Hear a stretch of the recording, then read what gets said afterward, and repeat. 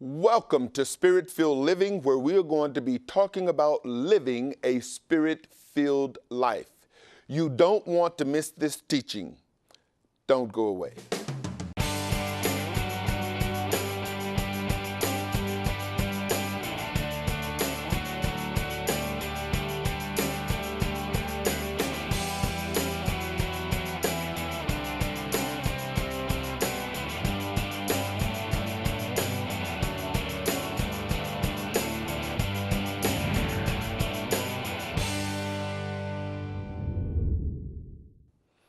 Shalom and welcome to Spirit-Filled Living. Today we're going to be talking about living a Spirit-filled life. I'm your host, Arthur Bailey, and I'm excited to share this message with you today. I am the overseer of House of Israel, which is a local congregation here in the beautiful city of Charlotte, North Carolina. We meet every Saturday morning for Sabbath service at 11 a.m. Eastern Standard Time. I want to take this moment to invite you to come and fellowship with us. If you live within 100 miles of Charlotte, North Carolina, it would be well worth your drive to come and fellowship with our local congregation. Now, we also meet on Thursday for our discipleship training, and that is something that you and your family, I know, will be tremendously blessed from. That's at 7 p.m. Eastern Standard Time. Now, if you're unable to visit with us live, we broadcast our services live stream in our live broadcast every Saturday at 11 a.m. and on Thursday at 7 p.m., both Eastern Standard Time at ArthurBaileyMinistries.com. On ArthurBaileyMinistries.com, make sure you check out the teaching section because there are so many teachings that I know will be a blessing to you and your family. House of Israel is a Torah-centered, Spirit-filled, New Covenant congregation that actively teach the Hebrew roots of the Christian faith. I look forward to seeing you and your family. And as we move into this teaching, a Spirit-filled life, you don't want to miss it. Our announcer has some things he wants to share with you, so stay tuned. I'll be right back.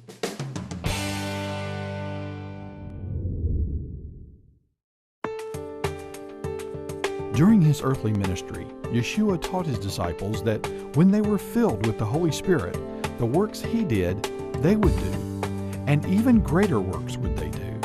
The power of the Holy Spirit is made available to every true believer. In this powerful 4-DVD teaching, The Power of the Holy Spirit, author and teacher Arthur Bailey reveals the prerequisites all believers must meet to be filled with the Holy Spirit and power.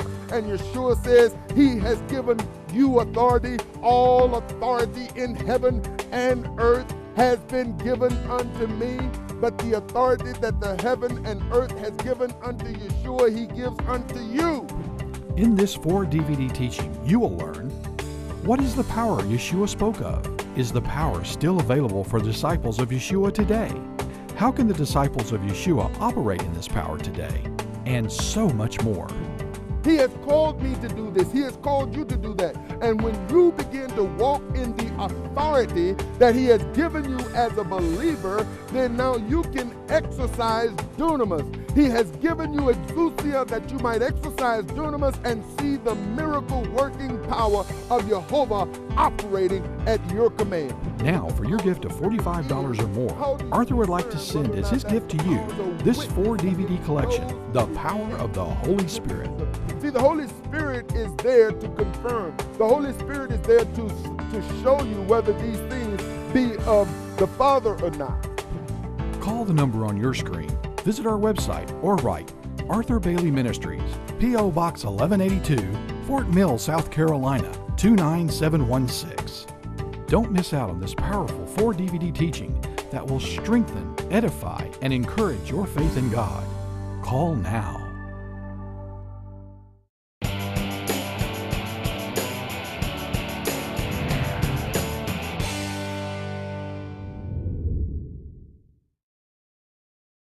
You know, life with God is a lot more than just going to church. I remember as a young person growing up that we felt and believed and was taught that if you really want God to change you, if you really want your life to be right in His sight, then you need to go to church every Sunday. Have you ever heard those words? We were taught that according to the Bible, that our parents taught us that we have to train you up in the way that you should go so that when you get old, you will not depart from this. Well, you know, my parents interpreted that to mean drag the children to church. You know, I've been drugged to church almost all of my young life. And as soon as I became able to make my own decisions and do what I wanted to do, then that's when I decided to leave the church. You see, walking with God is much more than just going to church. I used to tell people, you know, when I was older that I had a drug problem all my life, that my mother drugged me to school, my mother drugged me to church, my mother drugged me to the supermarket, so she just drugged us all over the place. Church was a fascinating experience for us, as we would watch the people perform the same performance every week, as the choir would sing and they would rock and sway, as the preacher would preach and he would jump up and down and all over the place. And we knew that about 15 minutes prior to the service coming to the end, the church, the pastor would get a different voice. You know, all of a sudden there's at the end of the teaching.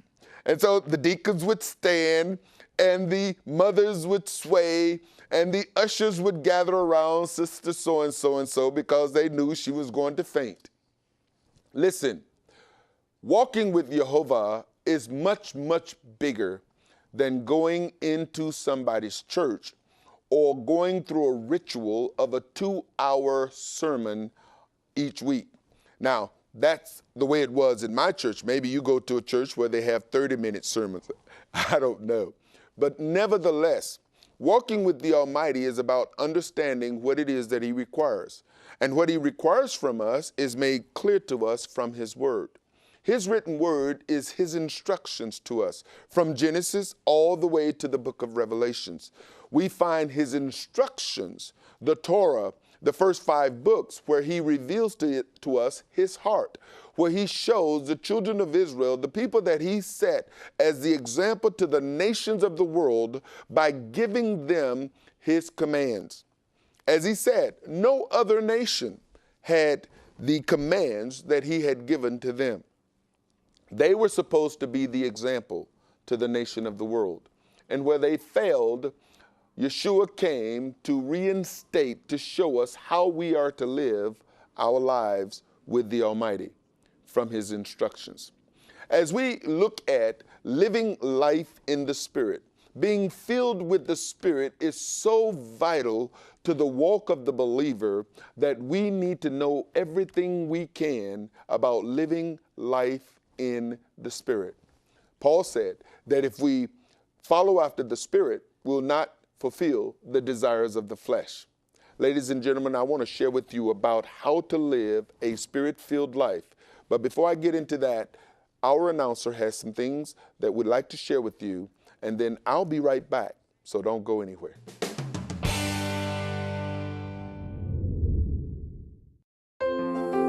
From the beginning of time, from the beginning of the creation of man, Jehovah has been communicating with mankind. In his dynamic, life-changing teaching, How to Hear God's Voice, author and teacher Arthur Bailey shares important biblical truth that will help you identify and distinguish the voice of the Almighty from all other voices. When you get in His Word, you are literally getting to know Him. In this teaching DVD collection, you will learn why Jehovah communicates with His people, why He wants you to hear His voice, how to identify His voice from others, where He's most likely to speak to you, and so much more. Now, for your gift of $45 or more, Arthur would like to send you as his gift to you this 4-DVD collection, How to Hear God's Voice. Call the number on your screen, visit our website, or write Arthur Bailey Ministries, P.O. Box 1182, Fort Mill, South Carolina, 29716.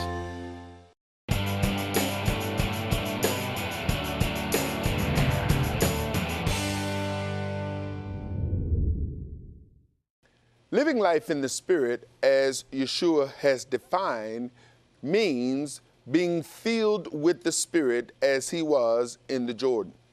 His disciples were given some instructions in Mark chapter 16. After the resurrection, before he ascended, he gave them these instructions. He said in verse number 15, "Go into all the world, preach the good news to every creature.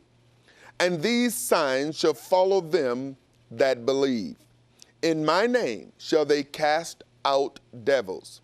They shall speak with new tongues. They shall take up serpents. If they drink any deadly thing, it shall not hurt them. They shall lay hands on the sick, and they shall recover."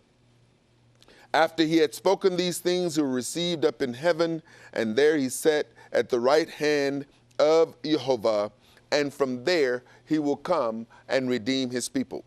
Now, in the meantime, he's instructed his disciples to wait for the promise.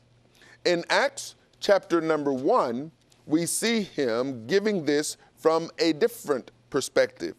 In verse number 8, we see he says, "You shall receive power after the Holy Spirit is come upon you, and you shall be witnesses unto me, both in Jerusalem, in all Judea, and in Samaria, and unto the uttermost part of the earth." And when he had spoken these things, while they beheld, he was taken up, and a cloud received him out of their sight. And while they looked steadfastly toward heaven, as he went up, behold, two men stood by them in white apparel, which also said, "You men of Galilee, why stand you gazing up into heaven? This same Yeshua, which is taken up from you into heaven, shall so come in the manner as you have seen him go into the heavens." And so we know that the day is coming when Yeshua is going to come. In the meantime, we are here in the earth that we are to be filled with his Spirit and to carry on and live out the word of Jehovah, fulfilling the purpose in which he came until he comes. He instructed his disciples to wait for the Holy Spirit. He said that they would receive power. We know that this power is miraculous working power that every believer is supposed to manifest in his or her life. I believe that the reason why many believers are not manifesting the power of the Holy Spirit is because of what they're being taught. You see, when we're taught truth, we'll live truth. Whatever we're being taught is what we shall live. Yeshua decided that he was going to teach his disciples and give them the instructions that the Father had given him to give them. When we think about what he said, we see that his disciples fully believed and went to Jerusalem to wait. In Acts chapter number 2, we see, "And when the day of Pentecost." Now, the day of Pentecost was not the beginning of the Pentecostal church. The day of Pentecost was a feast. The Hebrew name is Shavuot. Shavuot was and is a day that has been set apart by the Almighty where we were to meet with him. Shavuot is the time in which the Hebrew people received the Torah on Mount Sinai. Shavuot is the time in which now, as the disciples are up in Jerusalem fulfilling the commandments of Jehovah, as they were instructed in Deuteronomy that 3 times a year, every Hebrew, every male specifically, were to go up to Jerusalem, and there they were to meet in the presence of the Almighty. So Yeshua now, by very nature of commanding his disciples to go to Jerusalem and wait, is teaching them to continue to observe the feast, the Moedim of Jehovah. Then we see what took place at this appointed time, at this Moedim, at this set apart time that Jehovah had commanded the Israelites to come to Jerusalem, the place that he had put his name, we see that the disciples, by being in Jerusalem on the day of Shavuot, was in actuality fulfilling the commandment of Jehovah, and now they see something powerful happen on this set apart appointed time. When the day of Pentecost or Shavuot was fully come, they were all with one accord in one place. And suddenly there came a sound from heaven as of a rushing mighty wind, and it filled all the house where they were sitting. Now notice that it says the house. Many people say, well, that's the upper room. But the bottom line is that, as we know, and that's a different teaching, that the upper room was a place where the disciples were sleeping. Here, there's 120 people, so they're certainly not in an upper room. They're in the house. Well, what house are they in? They're in the house of the Lord. They're in the house of Jehovah. They're in the place that they're supposed to be, where now they are gathered together with believers from around the planet at that time, on the appointed time, the day of Shavuot. When we look at this and continue, we see, and there in verse 3, appeared unto them cloven tongues like as of fire, and it sat upon each of them. And they were all filled with the Holy Spirit, and began to speak with other tongues as the Spirit gave them utterance. Now notice here, and there were dwelling at Jerusalem, verse 5, devout men out of every nation under heaven. Now when this was noised abroad, the multitude came together and were confounded, because that every man heard them speak in his own language. As we continue to read, we see it in verse number 7, and they were all amazed and marveled, saying one to another, Behold, are not all these which speak Galileans? And how hear we every man in our own tongue wherein we were born? Then they began to identify where these individuals were from.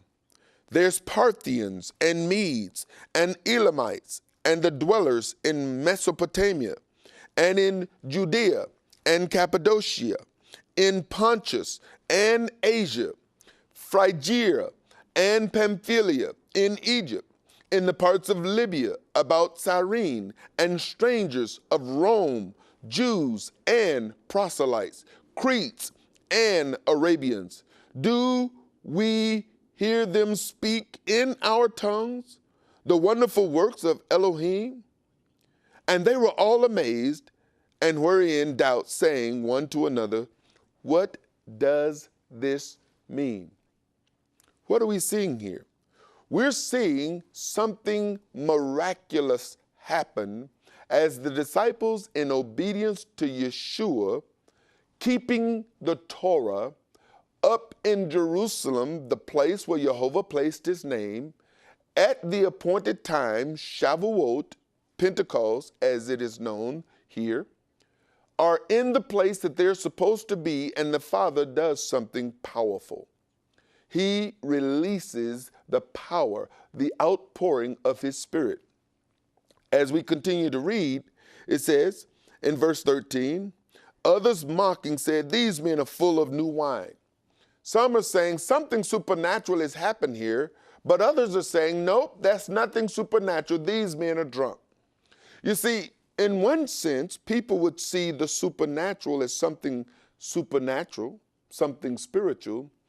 Others will see it as something to mock, something to laugh at, something to make fun of. But we know that this is actually the outpouring, the promise that Father had earlier revealed through the prophet Joel, and we'll see that here. What means this? But Peter stood up with the 11, lifted up his voice, and said unto them, You men of Judea, and all you that dwell at Jerusalem, be this known unto you, and hearken to my words. For these are not drunk, as you suppose, seeing it is but the third hour of the day. And then he tells us, this is a fulfillment of prophecy. But this is that which was spoken by the prophet Joel. And it shall come to pass in the last days, saith Jehovah, I will pour out of my spirit upon all flesh, and your sons and your daughters shall prophesy, and your young men shall see visions, and your old men shall dream dreams. Now the question becomes, for my Pentecostal brothers out there, is this literally the fulfillment of the prophet Joel, as Peter is saying? Obviously, Peter is saying that this is the fulfillment of the prophecy that Joel prophesied. Now the question is, did Joel prophesy that the people would speak in tongues? No, that's not what he prophesied. Joel prophesied that sons and daughters will prophesy. Old men will dream dreams. Young men will see visions. So how is it that the Pentecostal church interprets tongues from prophecy? That they spoke in tongues, which most of my Pentecostal friends would say that the evidence of the Holy Spirit is speaking in other tongues. What we see here is what Peter says, the fulfillment of the prophet Joel. How do we know that? Because they spoke in tongues, but at the same time we see that there were those from all over the known world, from different countries, all hearing those who spoke in tongues in their own language. So what do we see here? We see tongues and we see interpretation. Those who heard them speak in tongues heard those who spoke in tongues in their own language. Tongues, interpretation of tongues. Paul writes further in the book of 1 Corinthians in chapter number 14 when he says, verse number 1, follow after love and desire spiritual gifts, but rather that you may prophesy. Why? This is the fulfillment of the prophecy. For he that speaks in an unknown tongue speaks not unto men, but unto Elohim or unto God. For no man understands him. You see, the Pentecost talk about being filled with the Holy Spirit with the evidence of speaking in tongues, but nobody understands it. So just because you speak in tongues doesn't necessarily mean you've been filled with the Holy Spirit. And it's certainly not the fulfillment of the prophecy that Joel prophesied. As a result of being filled with the Spirit, you will prophesy. Let's read further. For no one understands him, howbeit in the Spirit he speaks mysteries. But he that prophesies speak unto men to edification and exhortation and comfort. You see, prophecy is going to bring exhortation, edification, and comfort. Those who were there on the day of Pentecost who heard the disciples speak in tongues was edified because they heard them praising the wonderful works of Jehovah in their language. They interpreted what was being said. Verse 4, he that speaks in an unknown tongue edify himself, but he that prophesies edifies the assembly. Look at verse 5.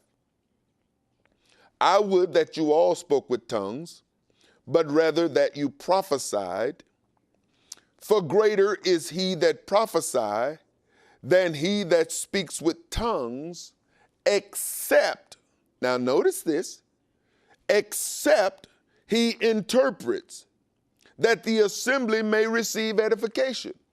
So what is he saying? He says, I would rather that you all spoke in tongues, but rather that you prophesy. For he that speaks in tongues is, he that prophesies is greater than he that speaks in tongues, except he interpret. Tongues and interpretation equals prophecy, thus the fulfillment of the prophet Joel.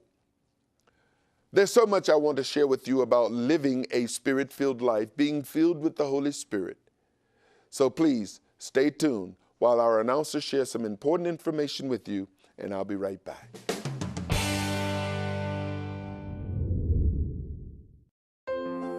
From the beginning of time, From the beginning of the creation of man, Jehovah has been communicating with mankind. Now, In his dynamic, life-changing teaching, How to Hear God's Voice, author and teacher Arthur Bailey shares important biblical truth that will help you identify and distinguish the voice of the Almighty from all other voices. when you get in His Word, you are literally getting to know Him.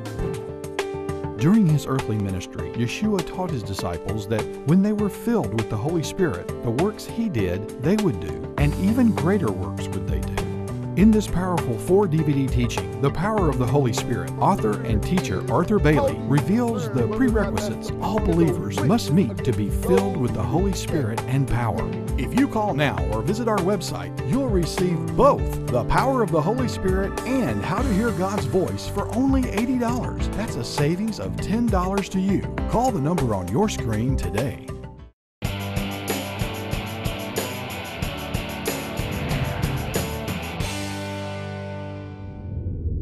On Shavuot, in the book of Acts, we see that the outpouring of the Holy Spirit, as promised and prophesied by the Almighty through the prophet Joel, we see the fulfillment of this promise happening on a Moedim, a appointed time on the day of Shavuot in the book of Acts. We know that being filled with the Holy Spirit causes miraculous things to happen. Some of those miraculous things is the manifestation of the Spirit. You see, when the Spirit is present in our lives, there is always manifestation, whether it be tongues and interpretation, whether it be prophecy, whether it be healings, whether it be discernment, there's always the manifestation of the Holy Spirit with the presence of the Holy Spirit in our lives. You see, when we're filled with the Holy Spirit, we receive power. That's the promise. The promise is for the power of the Holy Spirit to live and operate in your life. I want to pray for that power. I want to pray today that you are filled with the power of the Almighty and the manifest presence of the Holy Spirit is manifesting in your life. Father in heaven, I thank you for your precious promises. I thank you for the promise of the Holy Spirit. You said that you were going to pour out your Spirit on all flesh. Sons and daughters will prophesy. Old men will dream dreams. Young men will see visions. I thank you for the outpouring of your Spirit, and I pray that you will pour out your Spirit on your people today, that there will be manifestations of your presence as the power is manifested in their lives. Saints, I pray that you believe that prayer. Now, may Jehovah bless you and keep you and cause his face to shine upon you and be gracious to you. It's been wonderful ministering to you, and as always, Yeshua is Lord.